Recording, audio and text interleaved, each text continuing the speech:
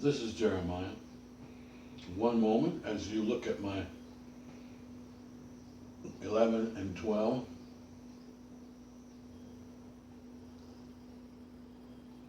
11 and 12 of the zodiac belt. I'm not giving a lesson on that. That lesson's already available. I have that up there just for you to look at to remind you of the 12 zodiac signs and how God is speaking through these signs. And I have a few scriptures to support the teachings in the sky. Now today's lesson is Faith 2021, and it's called Actualization. I'm going to give you a short lesson on what the Bible is saying pertaining to actualization, or rather faith, which is the lesson. This is a 2021 version of my faith lessons, and this is a revised new edition. I'm going over the principles of faith, or what we call confidence, persuasion, and I'm going to share that with you pertaining to what the Bible teaches about being persuaded by the New Testament especially, and the commandments of Jesus Christ, which begin with repentance and baptism, of course, and for the remission of sins, for the kingdom of God is at hand. And that's where everything kind of starts here. And let's start right there as Jeremiah gets into this. This is New Covenant. We greet you in the only name given amongst men. And as I embark upon a new subject, this is basically just another way of looking at faith from I'm going to get into faith from I'm trying to think of a good way of putting it. I'm going to get into it from a perspective of kind of boots on the ground American psychology. Let's put it that way. And I do that quite often here, since I am American, and I was trained by a little bit of television, a little bit of this, a little bit of secular music. But however, when I do mention secular music, it is selected very carefully, and it refers to something that's going to edify you. I don't suggest you go through secular music like I did. I don't listen to secular music that much at all. I have plenty of it that I've gathered over the years, but I heard a jazz song I haven't heard here for weeks, and I really enjoyed it. But I don't listen to it on a regular basis. We listen to worship music almost every day here. For those of you who wanted a little bit of peek, for say some of you who live in other countries other than America, such as China, Wanying, I do go through, for those of you who know English fairly well, I do go through a lot of these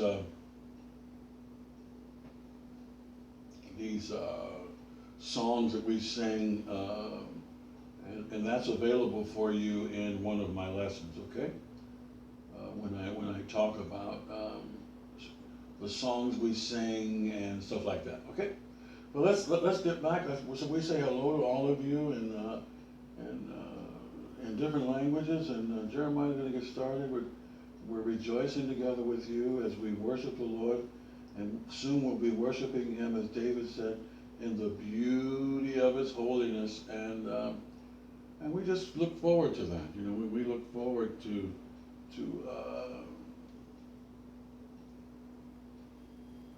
sharing God's love with you and koinonia. But no, as a matter of fact, I don't even have that lesson up yet, but it will be up momentarily. The music lesson, but talking about a lot of Christian music and sharing some of that with you. And we really can't do that enough, but I didn't even go into details pertaining to some of the music that's available, pertaining to what we call Bethlehem or Christ Mass music. A better word is Christ birth. I'm not so sure the word Mass is that clearly understood. Sometimes we have words that we say we don't know what they mean, and that's not good. One of the things that I like to do in this servitude to Jesus Christ is to clarify words. That's one reason why I'm making this lesson, because I'm going to give you some boots on the ground American terminology to reveal what faith is. Today's lesson is faith, and that means confidence in things that you don't fully understand and that you don't know that these events are going to necessarily happen because they haven't happened yet. That's the point. You know, faith is the substance of things that you hope for that you can't see or touch, and you're putting your all in all into these events and situations. That's what faith means, okay? But I did want to mention while we're getting into faith that I wanted to get into a little bit more of the music. I want to get into a little bit more about a lot of the songs we have for Christ, birth time, and Noels, and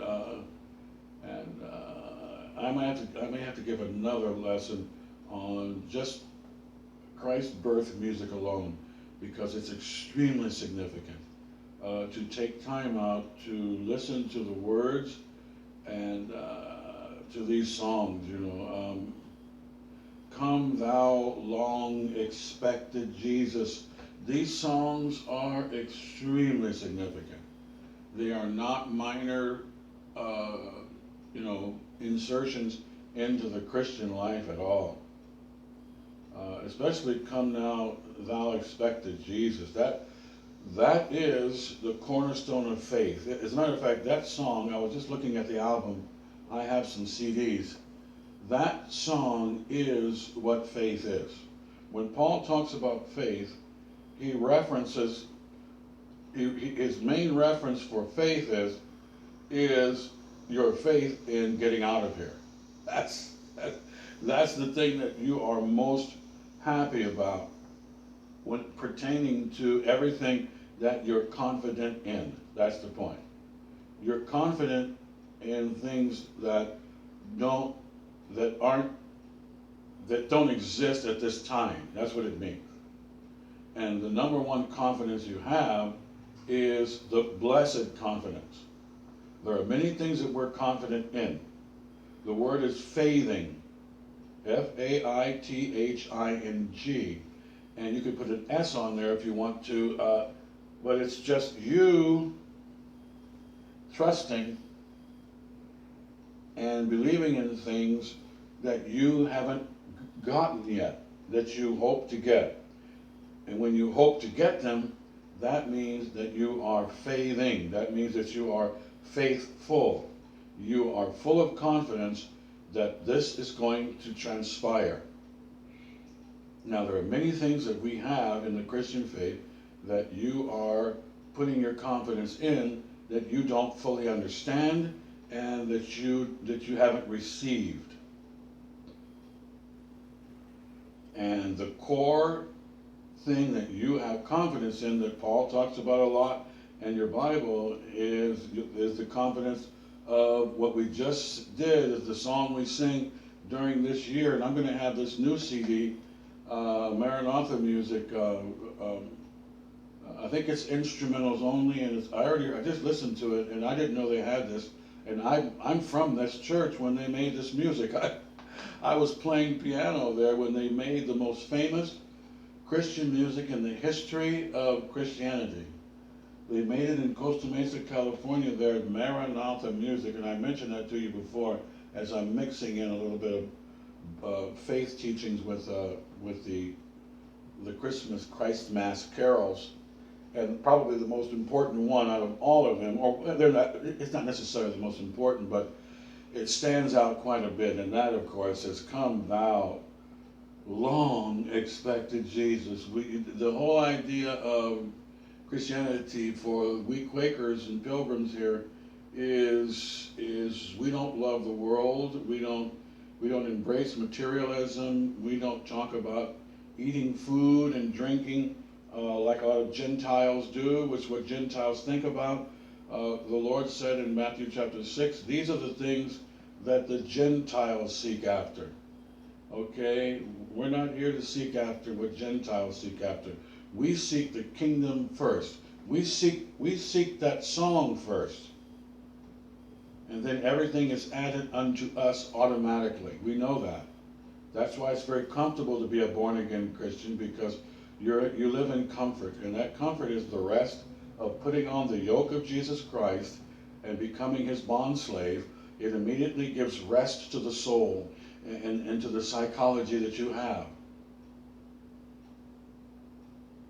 Okay, because if you're focused on getting out of here, how can you be bummed out about things that go wrong while you're here? Nothing here can affect you pertaining to losing your joy, because your joy is not based here. Gentiles, their joy is based here and now.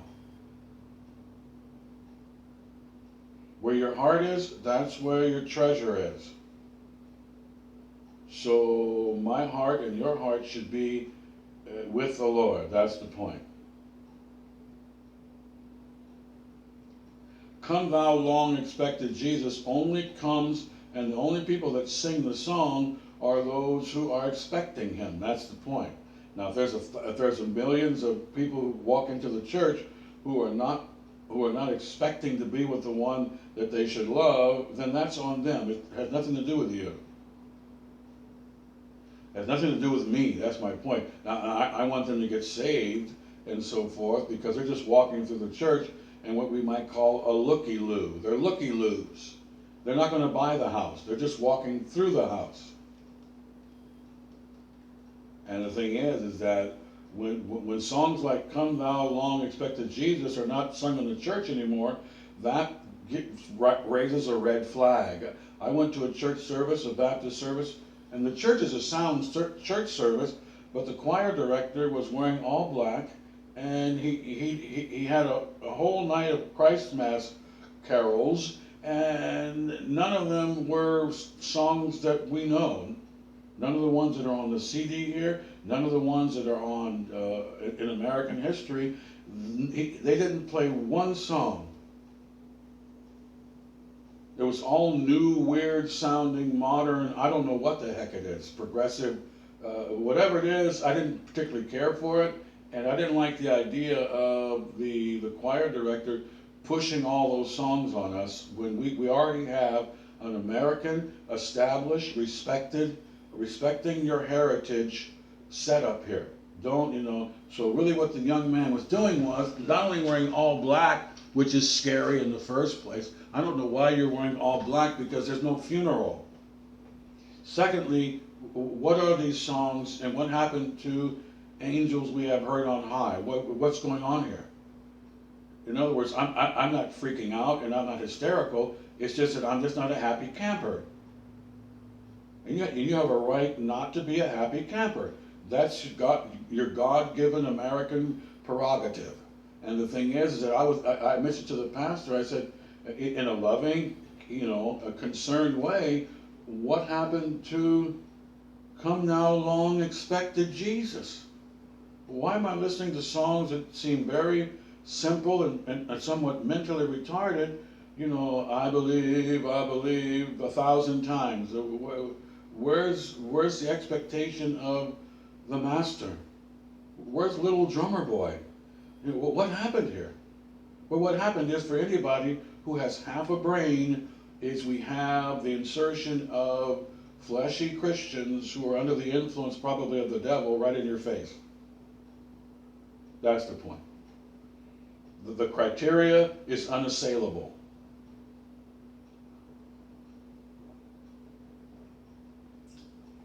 And the pastor looked at me, and I had already met the pastor a couple of times, because I was part of a home Bible study ministry there, and he knows that I was asking a very serious, honest question. I was not confronting him in no way. I would never do that to a pastor who I know is teaching sound doctrine, especially. I would never bother them or cause any distress. Never, in a million gazillion years.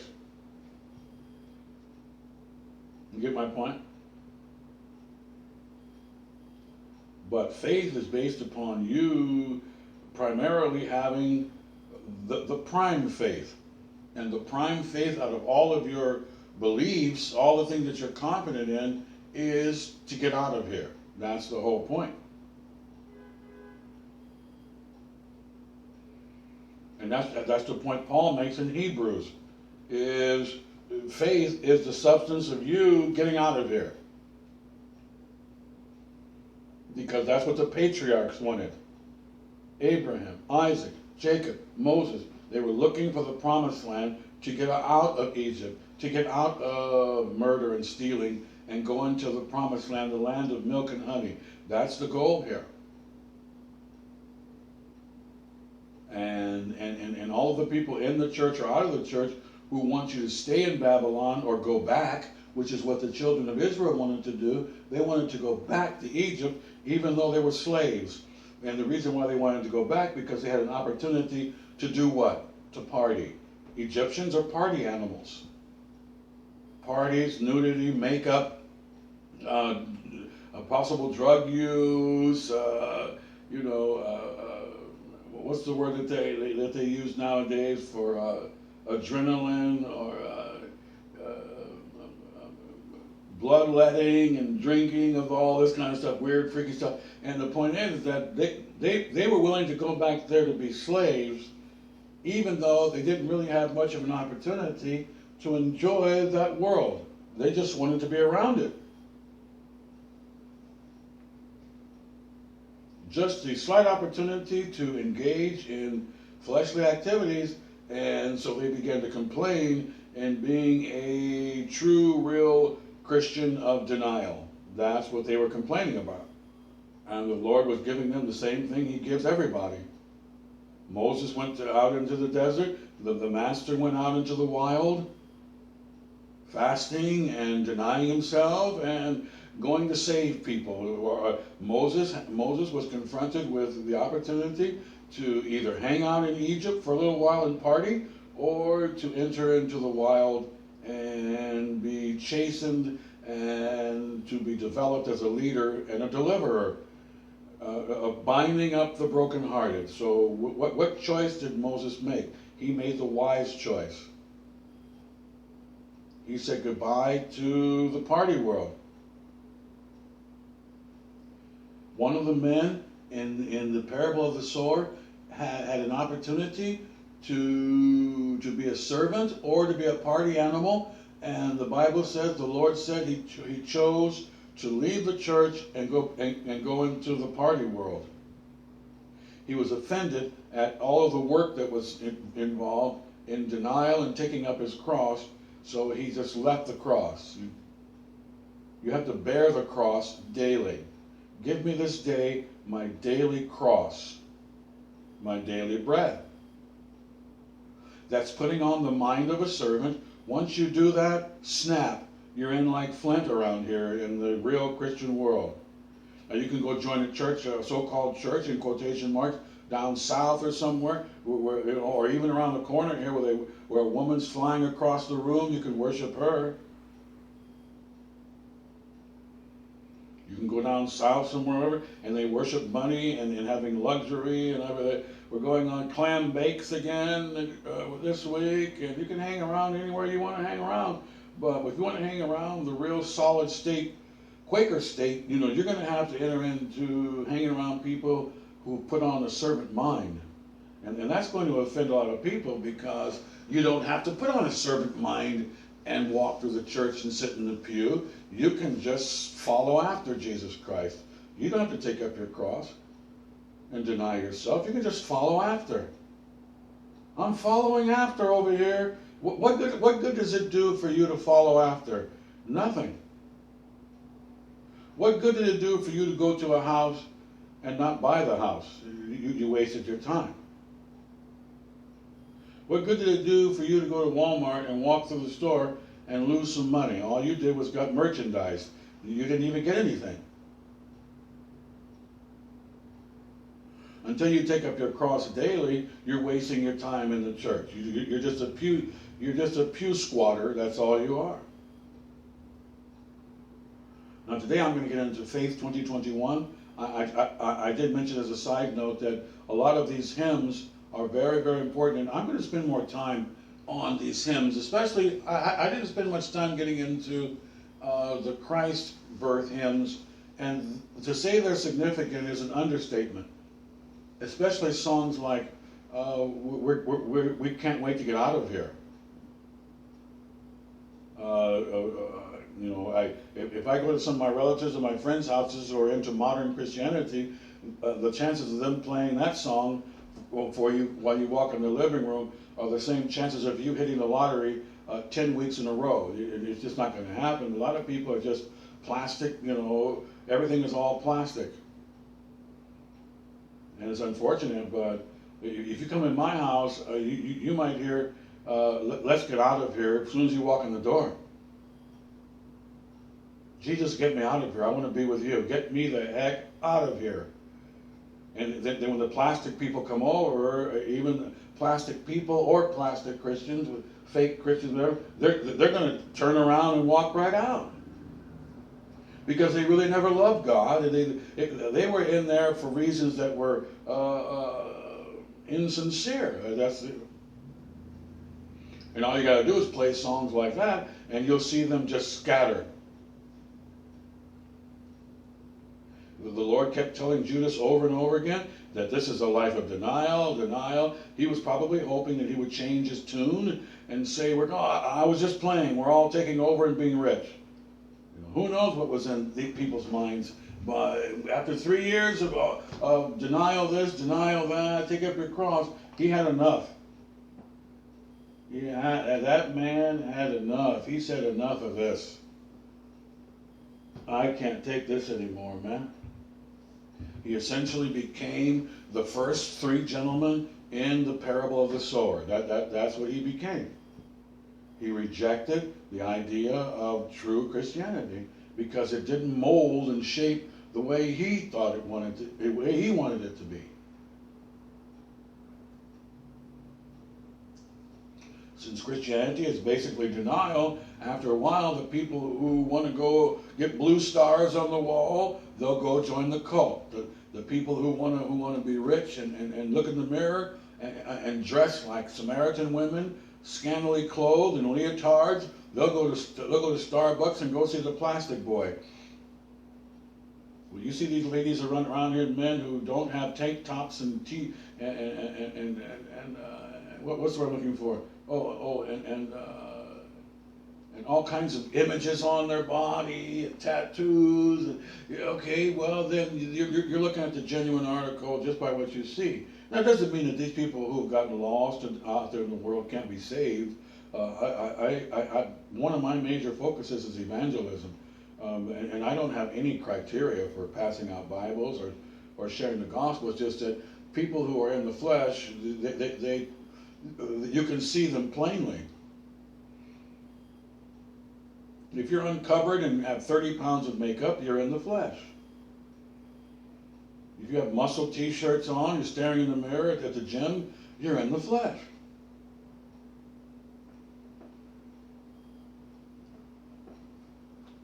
The people who are covered are generally not in the flesh. In general, okay?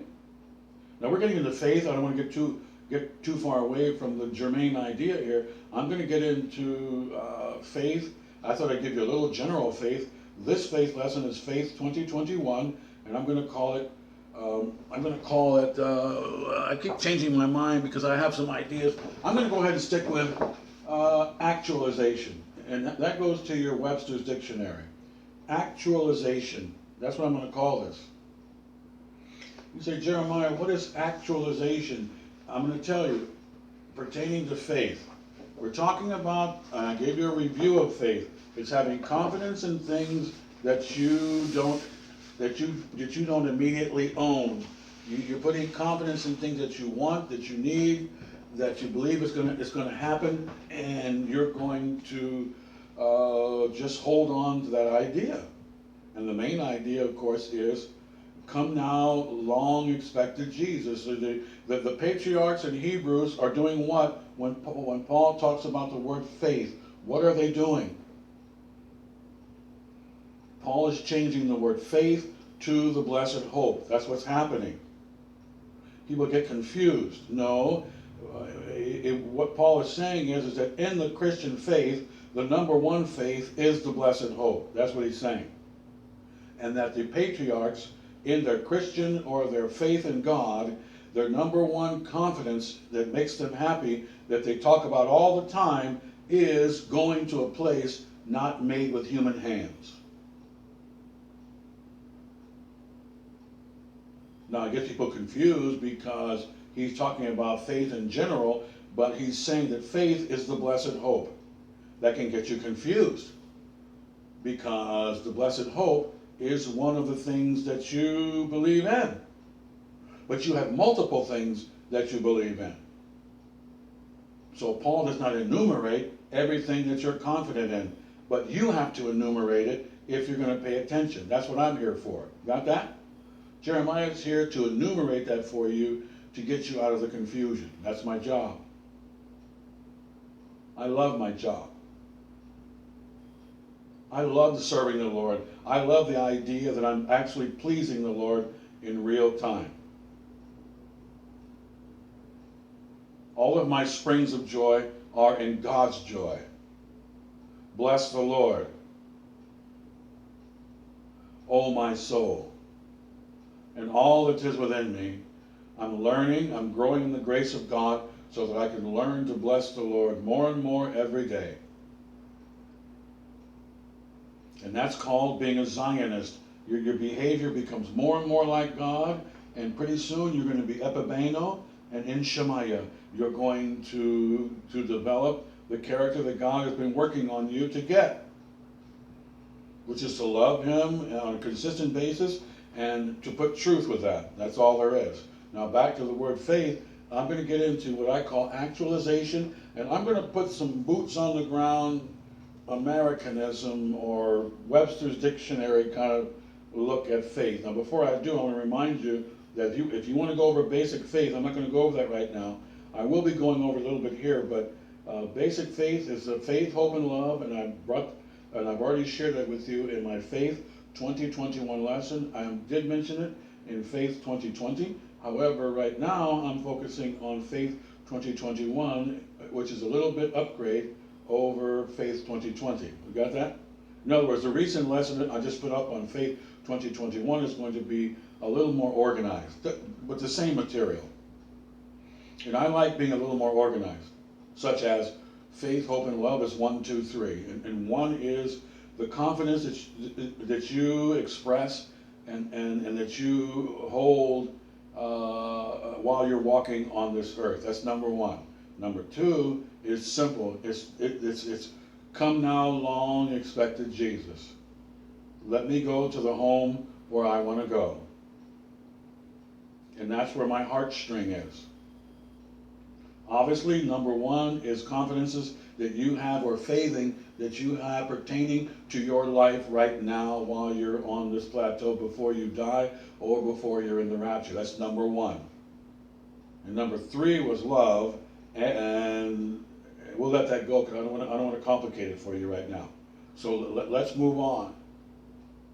When you add 3, it gets a little complicated. Let's let 3 alone for now. I've already confused some of you already, but because I like keeping things 1, 2. I used to teach quite a few students in my day. I'm an older guy, and I know how humans, because children are just humans.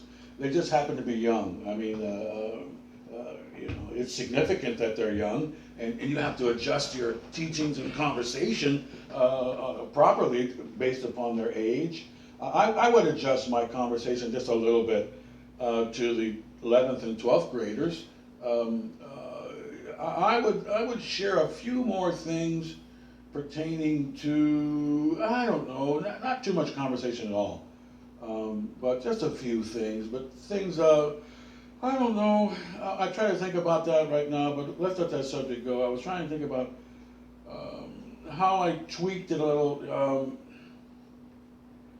I don't know if I really talked too much outside of, I had a couple of older students that I did mention.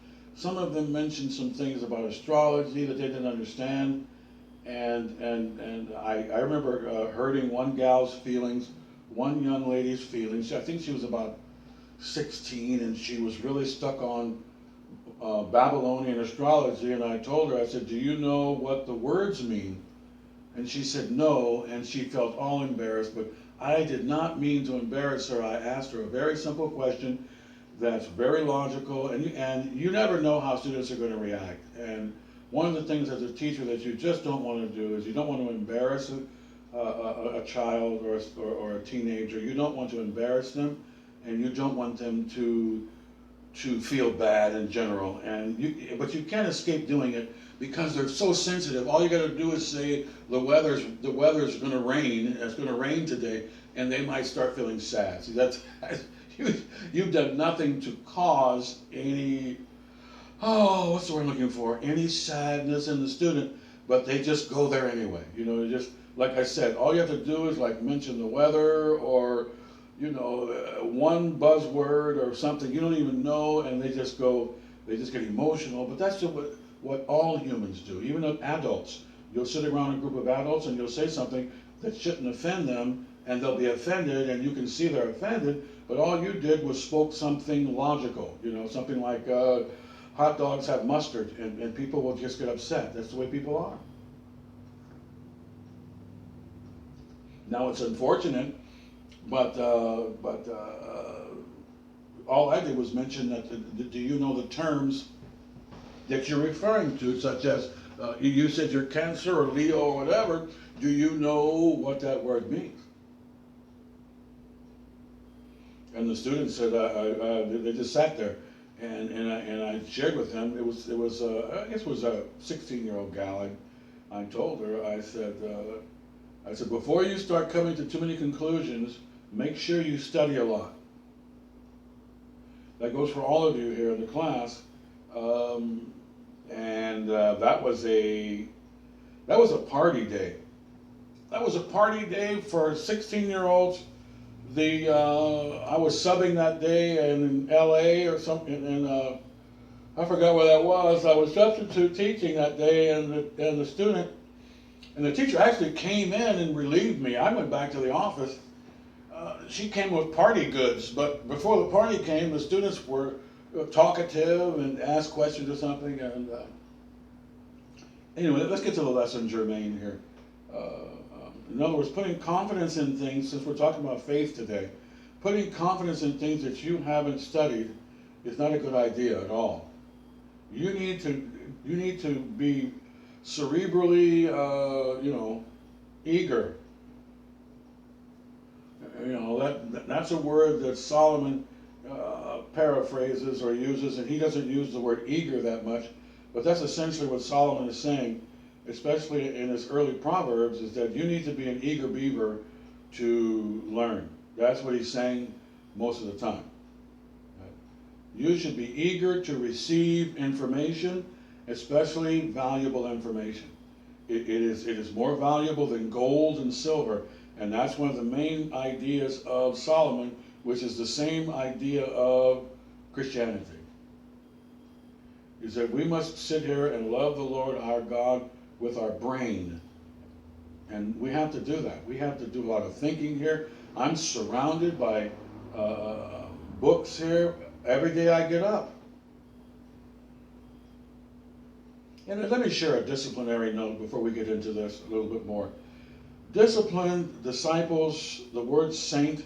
The word saint actually means basically discipline. The Lord uses the word disciple quite a bit, but when we get to, chronologically, we get to the book of Romans, the word saint is basically used for disciple. All of a sudden, we have the word saint. And what it means is it means holy one, and it also means testimony. It also means martyr.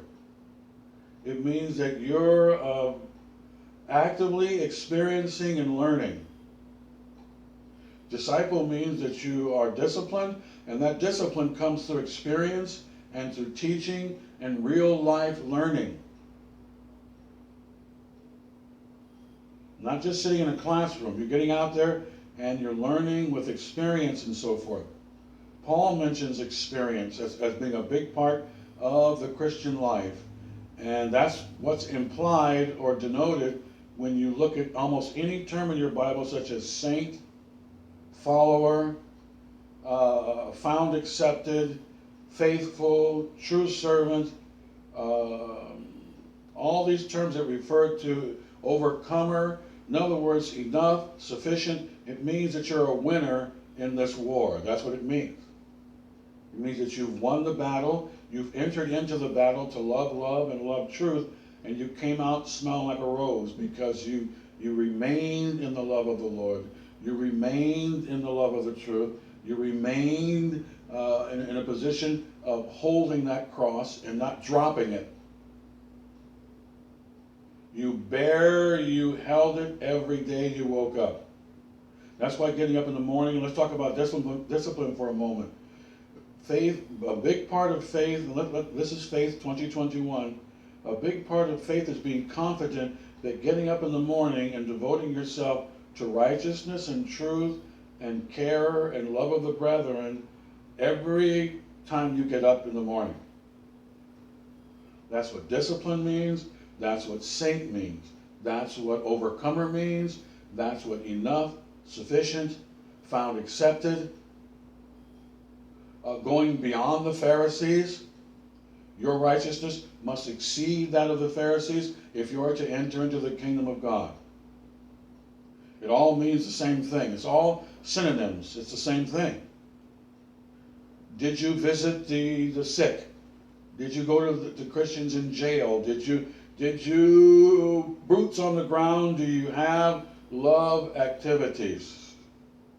That's called fruit of the Spirit. That's called activities based upon you submitting to the will of God, which is to love people, and you got out there and you did it. The thing that motivates me here, for me, you're looking at my fruits right now. You're looking at a tree that's planted in the love of the truth and the love of care and the pleasing of the Lord and loving the Lord, and you're looking at the fruit right now. I'm opening up God's electricity. The Greek word is energia. I'm opening up the Rosh HaKodesh to flow through me right now so that I might please God and bring deliverance and glorify the name. The name means Jeremiah is going to help people. God saves. God saves by people getting out there and getting to work. And it's love labors. Paul calls them labors of love. What a wonderful teacher we have, Brother Paul. Huh? Labors of love. Well, how can you beat that? You can't. No way, Jose. Let's get into this actualization. Faith 2021 actualization. This is going to take some time. Let's get started. Actualization means, in your dictionary, it means that you are going to start taking in reality. Reality is not always the truth. Let me explain that to you. When I say that Christianity is acceptance of reality, reality is a broad term. It doesn't have to mean good. Reality can be ugly. Reality can be lies. What I mean in reference to reality is, I mean in terms of facts and the truth. Now, I'm going off the page a little bit here because the Master doesn't really get into the term reality, and Paul doesn't necessarily get into the term reality. I think you get some reality maybe from Solomon.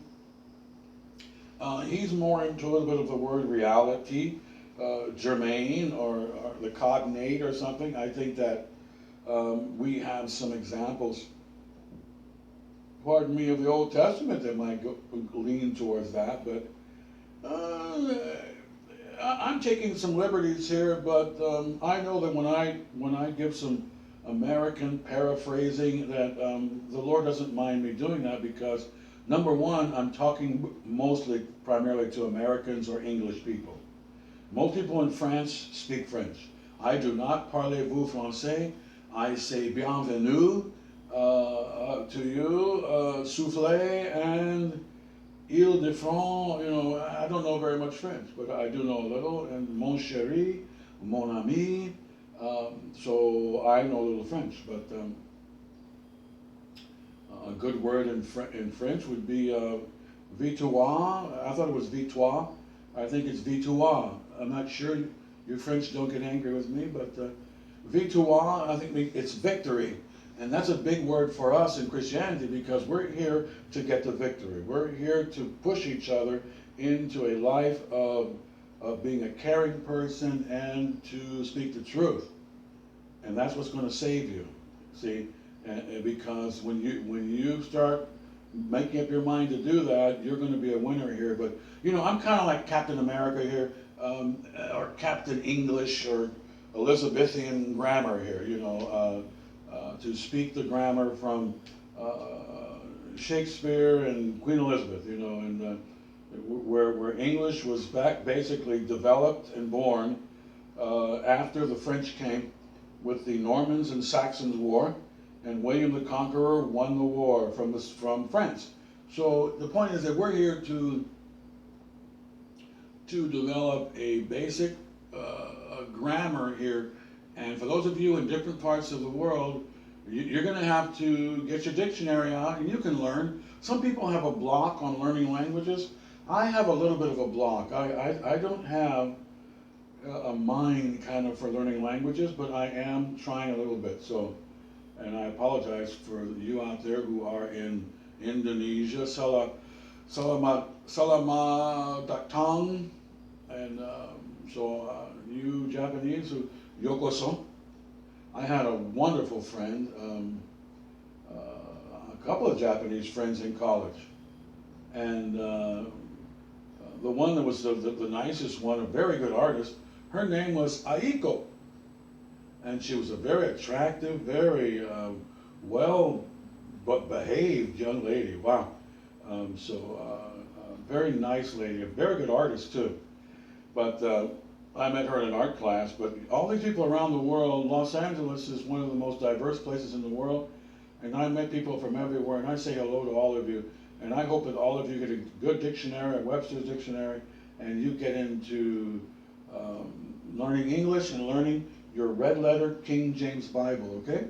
Because Jeremiah is going to take you through a lot of of information, and I'll probably have, if the Lord doesn't come back soon, which is a sad thing to say because I'm just like the person who wrote that song that I'll be singing here in a couple of months a little bit more intensely, because I do sing Christ's birth songs throughout the year.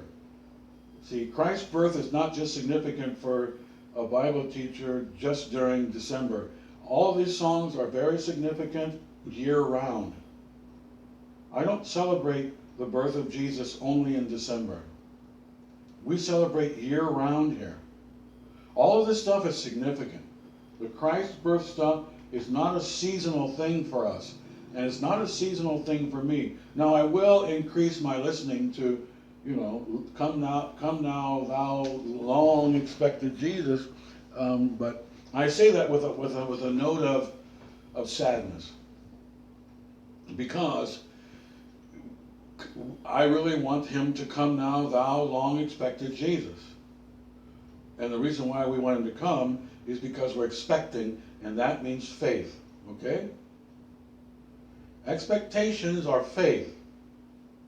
But this faith is number 2 of faith, hope, and love. Number 2 is hope. That's called the blessed faith, or the blessed hope. It's the real blessed confidence that you have. Because you thinking about being with the Lord makes you blessed. Get the point? Blessed assurance. Soon Jesus will be mine. That's what makes you, that's why it's called the blessed assurance. It is the happy confidence. Now, when I have confidence when I'm in the hospital, that's not necessarily blessed confidence. That's why the Bible does not call faith the blessed faith. Are you listening? It'll never call you going to the hospital and trusting in God for a healing, going to church, that the elders are going to pray for you. That's not blessed going to church. It doesn't mean you're not blessed. It's just, in the true sense, it's not blessed because you're dealing with pain. The Bible's not mentally retarded. People are mentally retarded. People on TV are mentally retarded. The Bible's not mentally retarded. For you to say you're blessed in this world and you're going through trials and tribulations and looking at people die of diseases and children in car accidents on the news, and then for you to smile. I watched TV years ago, and they had a man smiling. He was reporting a child being run over by a bus, and the camera they put the camera on the bus and the mother or something, and they put the camera back on the TV guy, and he was smiling. Then 2 seconds later, they went to a newsman who was jumping up and down with a very expensive suit, and he was joyous over the weather, which means what we have is we have psychosis. That's called psychosis. America is mass psychosis, mass psychotics. Let's get back to the lesson, Jermaine, here. Blessed is a limited blessing. That's the point. Let's go on to video number 2. As we do what? Listen to the voice of the Lord.